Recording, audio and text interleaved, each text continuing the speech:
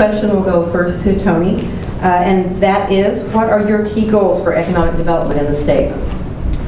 I'm sorry, let's do a 90-second answer. 90 seconds? Yeah. Okay. Traditionally, the Kansas economy is really focused on three major enterprises. We've been strong in agriculture, we've been strong in the oil industry, we've been strong in aviation. All of those, I think, are still good anchors for our state economy. But if we're going to progress into the 21st century, we're going to have to think a little bit differently about the kinds of opportunities that are out there. There are three different areas that I think hold great potential, but we've got to be serious about them. The biosciences, you all hear a lot about those, and the NBAT facility that's going out in Manhattan, and the cancer center that we're applying for at KU. Those hold great potential for all kinds of economic development, and I think people underestimate how much economic development there might be there. Another related field is the animal health corridor, and we are right in the middle of the animal health corridor that stretches from the middle of Missouri out to Manhattan. I think people underestimate how much money we're talking about there, because this animal health field is a $19 billion industry annually. And we have a third of it in this little stretch of the Midwest. So that's $6 billion right there that we can capitalize on. The third area that I think it holds great potential is wind energy. I know we hear a lot about that. We've got to get serious about wind energy in order to realize that potential. We have been told we live in the Saudi Arabia of wind. Let's get serious about that. Let's build the transmission line so we can start reaping those benefits. Okay, Tom?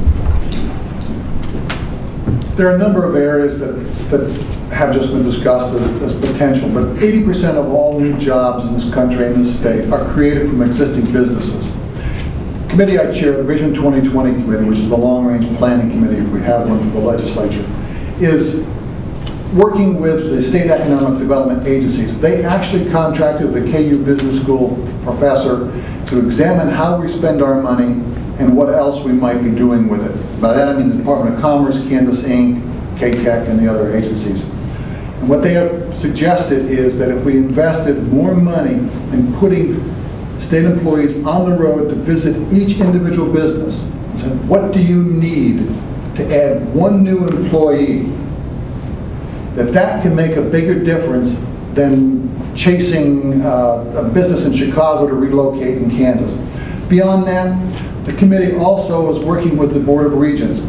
We're trying to find out why the vocational education or vocational technical programs are not working closely with the Department of Labor for job training for people who are unemployed. When the economy turns around, a lot of those jobs are not going to still be there. We need to be retraining.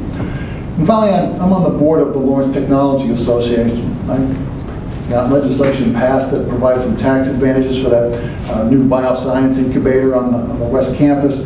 But I've also brought the secretaries of Commerce, the lieutenant governors, and the adjutant general to Lawrence to find out what our people have to offer.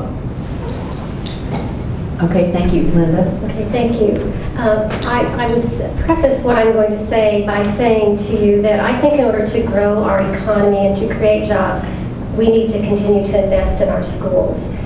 In Lawrence and Douglas County, we need to capitalize on the biosciences and the many other KU diverse resources.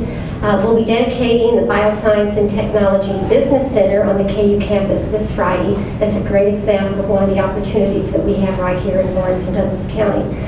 Furthermore, I think we need to invest in alternative sources of energy. As Tony pointed out, Kansas is the second windiest state in the U.S., but we've barely begun to capitalize on that resource. We're way below other states in wind production. I serve on the Governor's P20 Council. That stands for pre-K through post-secondary, post-secondary. We're looking at creating smoother transitions from each educational level to the next and to the workforce so that our students are prepared. In a recent report from the Kansas Department of Labor at that council meeting, they identified 5 core growth areas, largest growing areas in Kansas. 1, renewable energy. 2, energy efficiency.